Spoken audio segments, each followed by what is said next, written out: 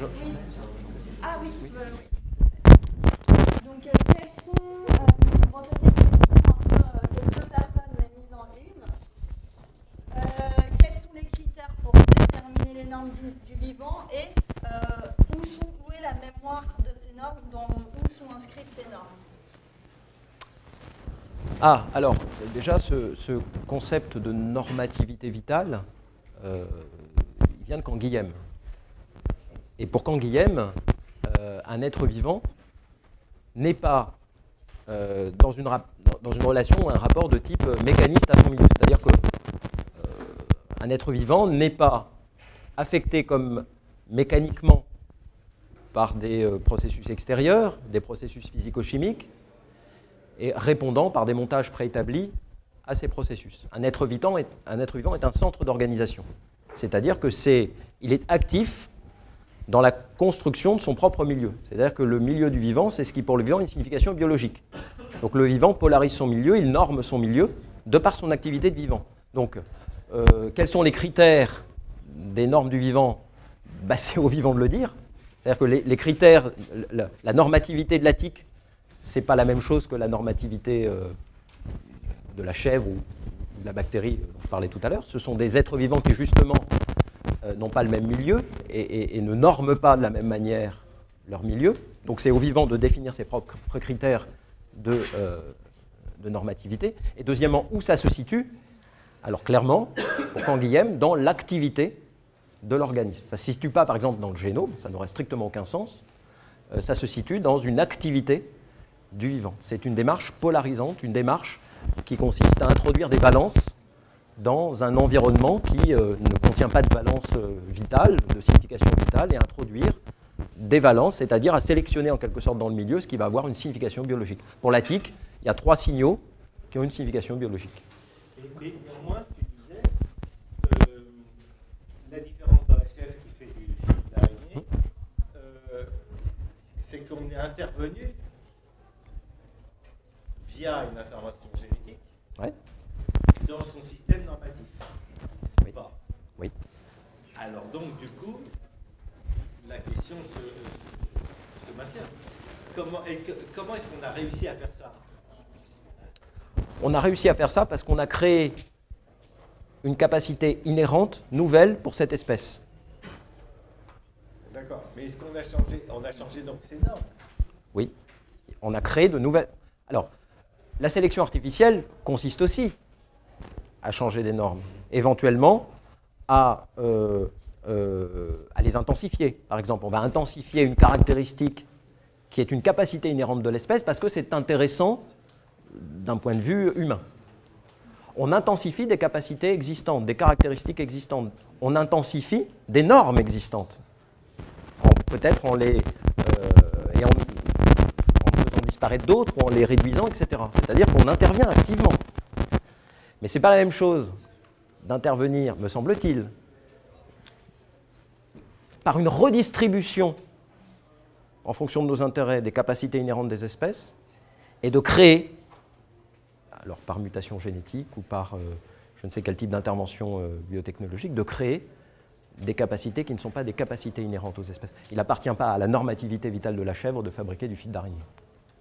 En revanche, de fabriquer du lait en très grande quantité, ça ne fait pas partie non plus, enfin je donne un exemple, j'y connais rien en sélection artificielle et en élevage, mais ça ne fait pas partie non plus de la capacité inhérente d'une espèce de fabriquer du lait en quantité industrielle. En revanche, fabriquer du lait, ça fait partie de la capacité inhérente de la normativité vitale, enfin de ce qui définit la normativité vitale de la chèvre. Et il me semble que c'est vraiment le processus de production qui là permet d'introduire cette distinction, qui finalement n'est pas figer les choses, mais poser des problèmes. Qu'est-ce que ça veut dire? Qu'est-ce que ça veut dire de fabriquer un génome, enfin une bactérie, que l'on va vider de sa normativité propre et qu'on va... Mais là, tu es en train de dire que la normativité est dans le génome. Non, je ne suis pas en train de dire que la normativité est dans le génome. On a vidé la capacité d'un être à se fabriquer ses propres normes par son activité. Par une intervention dans le génome, c'est vrai. C'est-à-dire dans les morphogénèses vitales, qui, effectivement, en agissant dans le génome, on fait ça. Ça ne veut pas dire que la normativité, elle est de structure, tu vois, c'est une activité. La bactérie qu'on va vider de tout ce qui lui permet de faire ceci ou cela, c'est-à-dire de se construire ses propres normes d'existence, pour lui faire, par exemple, uniquement phagocyter des hydrocarbures en cas de marée noire, bon, voilà. On empêche on fait que cette bactérie va se créer un nouveau milieu, en quelque sorte, c'est-à-dire qu'on crée, pour cette bactérie, de nouvelles normes vitales.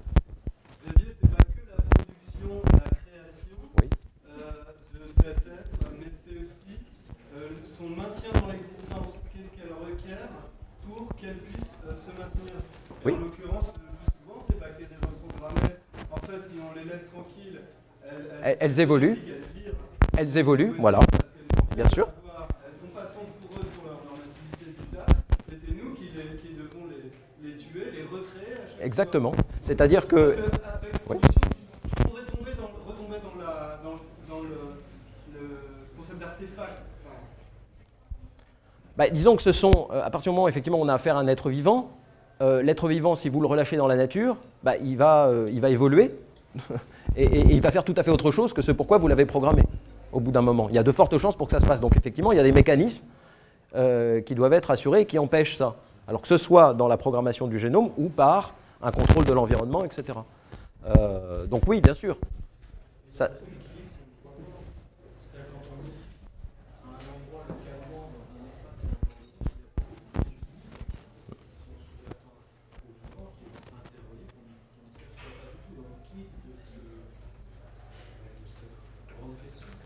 Alors justement, il me semble que dans ce type d'approche, il s'agit, quand je disais vider le vivant de sa normativité propre, ça veut dire, en fait, c'est un peu une démarche inverse à celle de la concrétisation chez Simondon. La concrétisation chez Simondon, ça fait passer de l'abstrait au concret dans le domaine technique. Là, on passe du concret biologique à une abstraction dans le domaine technologique, c'est-à-dire qu'il faut tout mettre en œuvre, et je suis totalement d'accord avec Sacha, quand je parle de mode de production, ça ne s'arrête pas au fait qu'on va relâcher un vivant dans la nature, ça s'accompagne aussi d'un mode de production en quelque sorte continu, production des conditions d'abstraction qui font que le vivant renormé en quelque sorte va faire exactement ce qu'il est prévu qu'il fasse. Sinon, ça ne marche pas. Ça a répondu à une autre question qui était là, sur non. Je vais ramener des nouveaux éléments. Même si je vous ai déjà posé la question en PH9, donc ça va faire un peu un moment, mais je peux faire non, du coup, je me demandais juste, justement par rapport au fait que finalement, si on va vraiment dans le fond du processus de production, donc du réarrangement génétique, on finit par quand même devoir répondre à toutes les normes des ADN polymérases, etc., de toutes les choses qui font l'ADN. Donc finalement, est-ce qu'on n'est quand même pas toujours en train d'infléchir les normes du vivant auxquelles on ne peut finalement pas échapper, et en train de lui faire ce qu'on veut, finalement, est-ce qu'on n'est pas juste en train de changer d'échelle? Est-ce que c'est pas trop intuitif comme approche? C'est-à-dire, ah, mais le bouton, il n'est pas censé faire du fil, alors que finalement, il fait quand même de la chaîne. Mais... je reformule. Oui. Et si c'est ce que vous voulez dire, je suis totalement d'accord.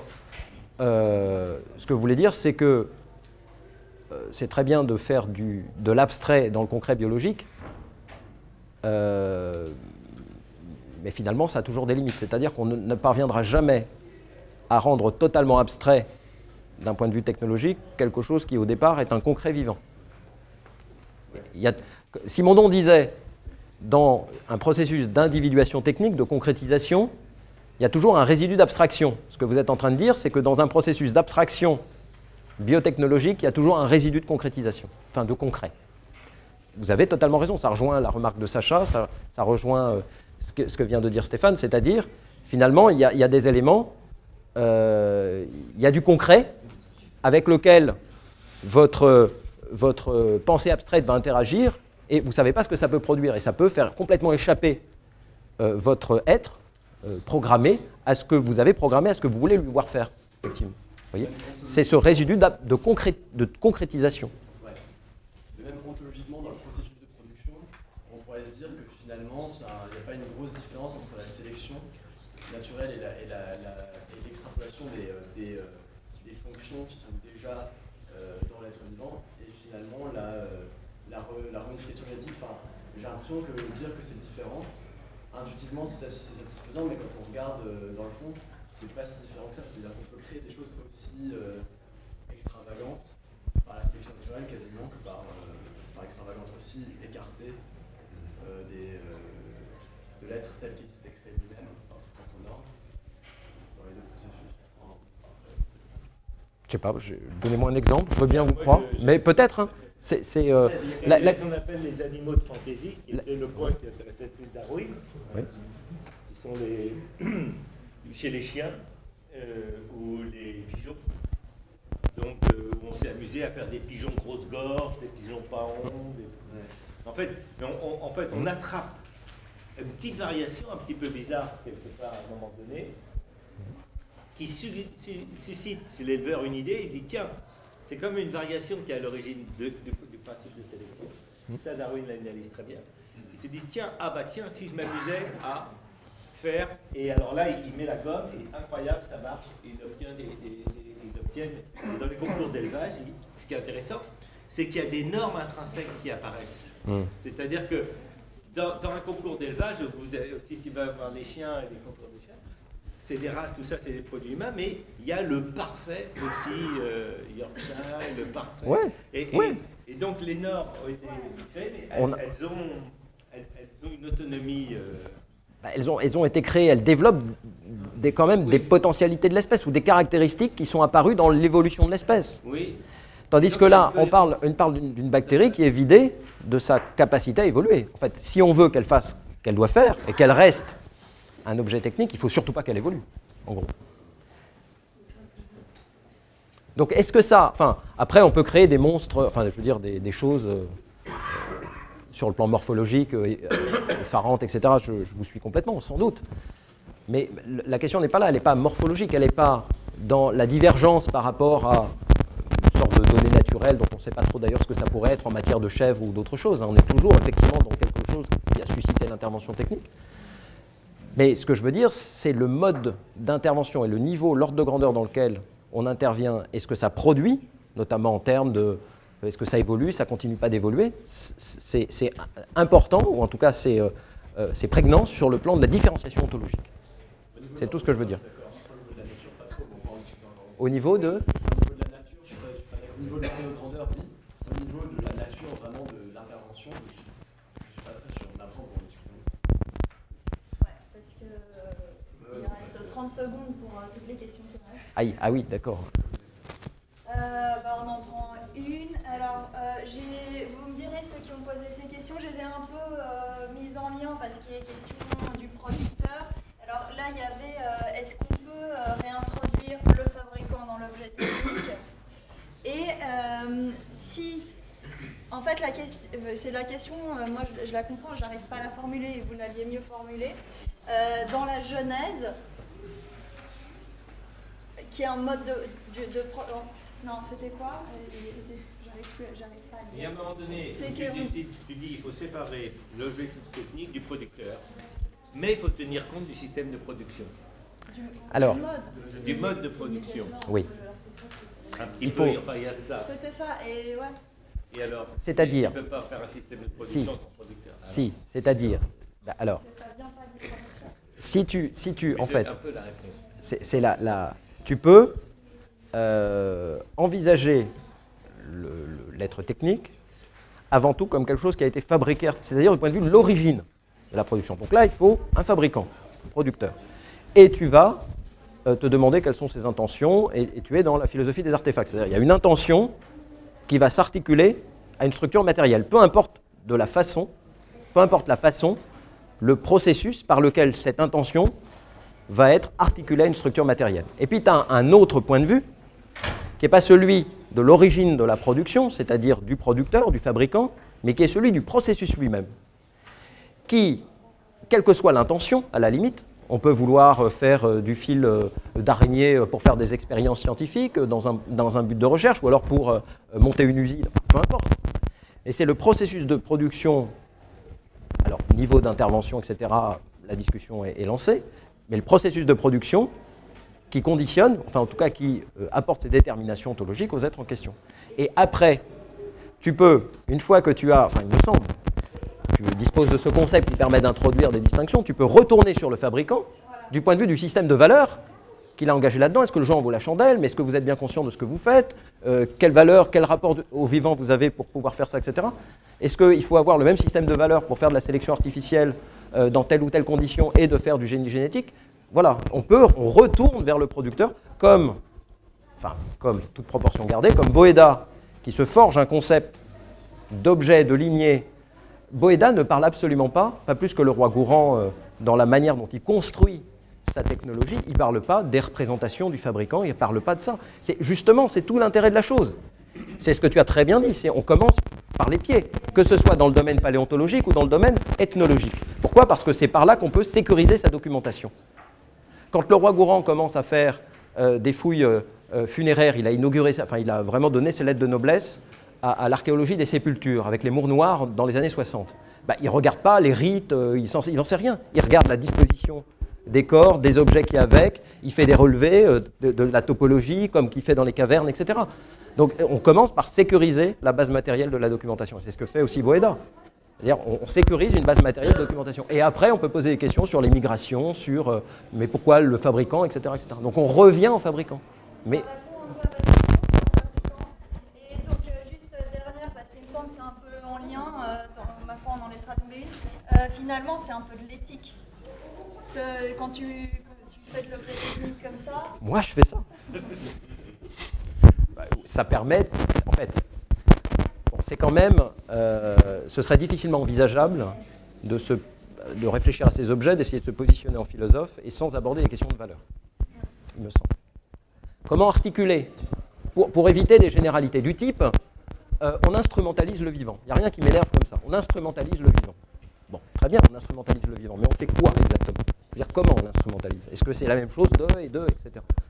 Donc c'est sortir des généralités, descendre vraiment dans les pratiques pour effectivement interroger des valeurs. Et c'est ce que je voulais dire tout à l'heure en revenant vers l'intention, le fabricant, mais après tout ce détour conceptuel qui essaye d'être un peu fin, etc., pour questionner des valeurs. Bien sûr que c'est de l'éthique.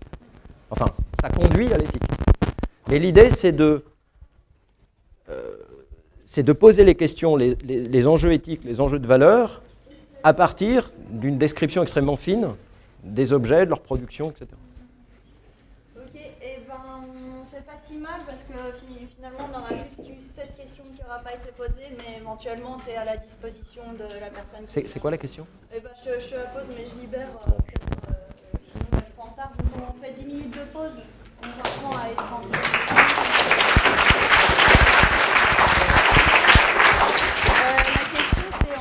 c'était qu'est-ce qui est technique? Est-ce que c'est l'organisme une fois qu'il est modifié ou est-ce que c'est le moyen, l'activité? Mais bon, je lui ai répondu déjà une première fois, mais à mon avis, moi je